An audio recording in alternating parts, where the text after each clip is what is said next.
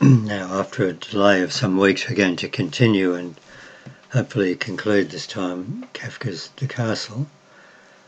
So we were ended up talking last time about some of the, what I might call the theological aspects of the castle, with the idea that there's these two realms which are one's above the other, both populated by beings who are very similar in some ways, and yet there seems to be a significant difference between them and only a vague, unsatisfactory communication between them.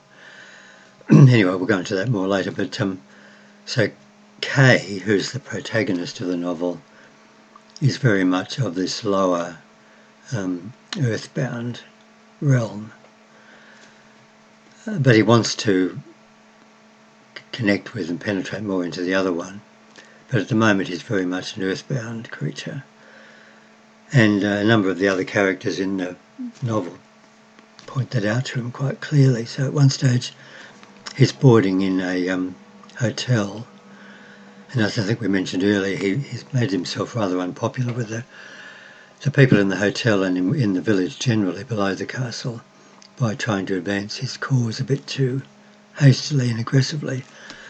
So the landlady or the proprietress of the hotel points it out to Kay quite clearly, and explains to him his many kind of deficiencies and how he is too aggressive, is too forthright, sort of too demanding of his rights and expecting his case to be met immediately rather than being patient as everyone else does, and not just waiting for some summons to appear when the time is right, but wanting to make it happen immediately. And she explains all this quite plainly to Kay, and in the presence of witnesses as well, including Frida, who's the woman that Kay has formed a relationship with. So the landlady makes no bones about pointing that out. She's quite unembarrassed about it, and Kay seems to accept it all, really, without being offended. And also Frida seems to accept that as being the case too, and so recognises that probably Kay has these deficiencies, or what might be regarded as deficiencies in the eyes of the other people that live in the village below the castle, who have a much more expectant, I suppose, and hesitant attitude towards the people in the castle. So Frida herself has, as we mentioned, has decided to leave her position in the hotel and go and live with Kay. So one of the other maids in the hotel is called Peppy. I think it's Peppy. Just a second. Yeah, that's right. And so at one stage she also quite plainly and unhesitatingly points out Frida's deficiencies. So she's talking to Kay now. So she describes how Frida's kind of an unattractive looking person, too thin, with a sallow complexion, doesn't dress very well, and Peppy points out how foolish Frida was when she had this quite elevated position as the maid in the tap room of the hotel, where she could have been a mere chambermaid, as Peppy still is, but she had this elevated position as tap room maid. And not only that, she was the mistress of Clam, who's one of the most important functionaries of the castle, who comes to the hotel frequently. And Frida gave all that up to go off with this man Kay, who has no position at all and is the newest visitor to the village and has really no position and no importance. So how foolish was Frida to make that choice, and how could Peppy have any respect for someone like Frida, who apparently had so little respect for herself that she made that decision? And she says that quite unabashedly and explains all that to Kay. At the same time, Peppy is quite glad that Frida did do that, because that's allowed Peppy to be then elevated to that position of taproom maid that Frida has vacated. So Peppy's quite happy about that, and a bit concerned that now that Frida has left Kay again, that she might be taken back into that position. So this there's the idea that Kafka's language is very obscure and difficult, but in fact a lot of it, as we've just seen, is not. I mean, the people explain themselves very clearly and in very straightforward, forthright ways of speech. So there's this idea that of Kafkaesque means something that you can't understand, that just is mysterious and doesn't seem to make any sense and is meaningless. And yet the way that the people, when you actually look at the language of the people use, the characters themselves when they're speaking, and even Kafka when he's narrating it, the language is very straightforward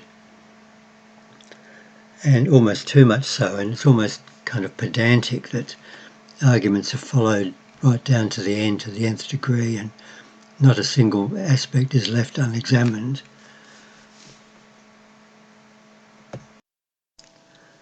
So I almost get the impression sometimes that perhaps Kafka is being deliberately satirical with the way he uses that language, that pedantry, and pursuing an argument right down to the last point when he's already made the case has been made, but he has to follow every lead and tie everything down.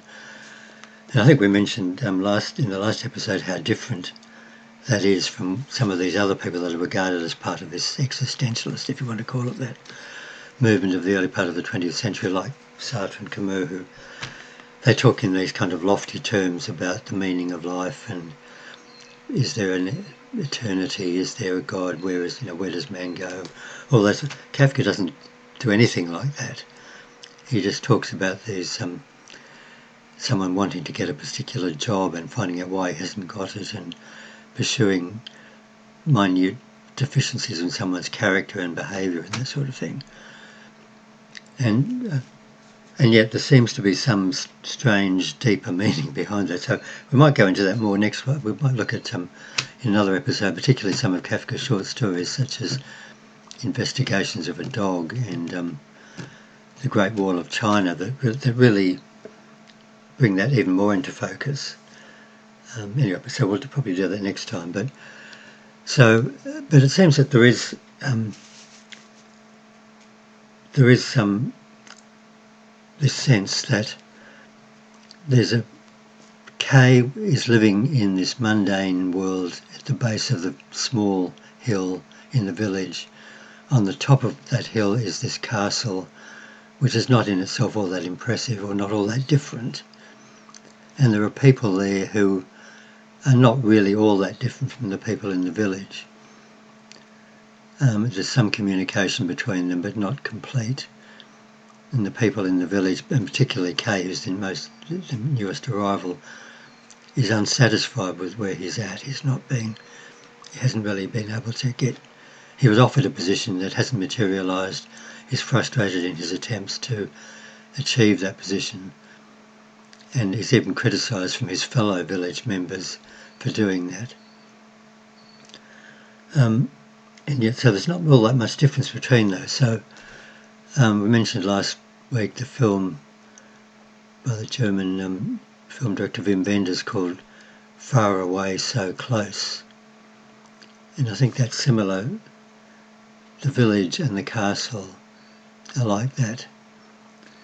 And also when one thinks about on the second day of creation, what God did was he separated the waters below from the waters above and put a sky between them. So what does that really mean?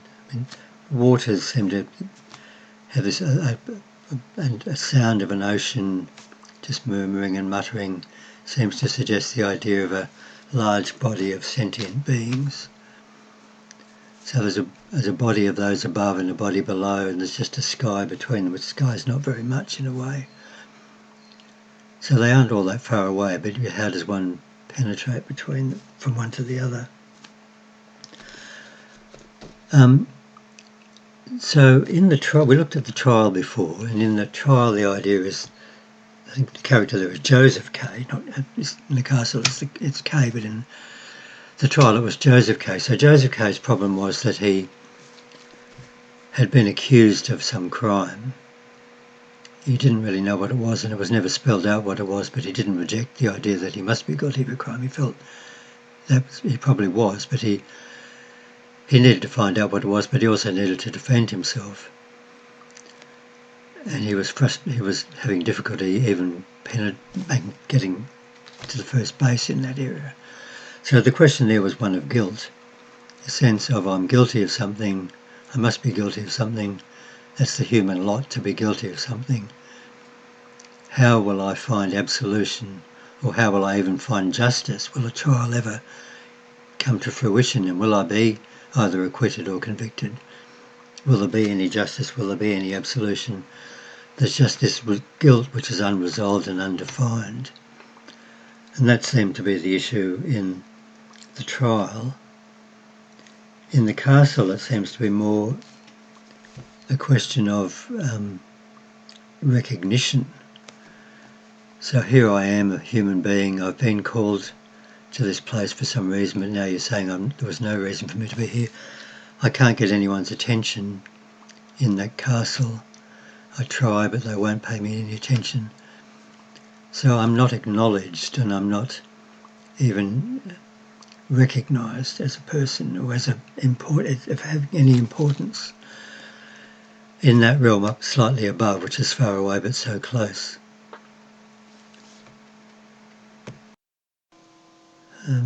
So I might actually leave it there for the moment, and then we'll go on with Kafka next week. I mentioned some of those other stories. There's also his novel America and some other stories that talk about this idea of punishment and guilt, particularly in the penal settlement and this impenetrable bureaucracy. I mentioned the Great Wall of China. So some of those issues. And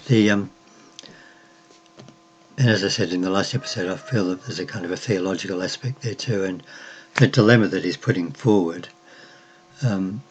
which existentialism, I suppose, is aware of, atheism is aware of, most other religions are aware of. The penetration, the joining together of those two realms it does happen. It can, but again, as I talked about last week, in Christ that happens. That's the only way it can happen.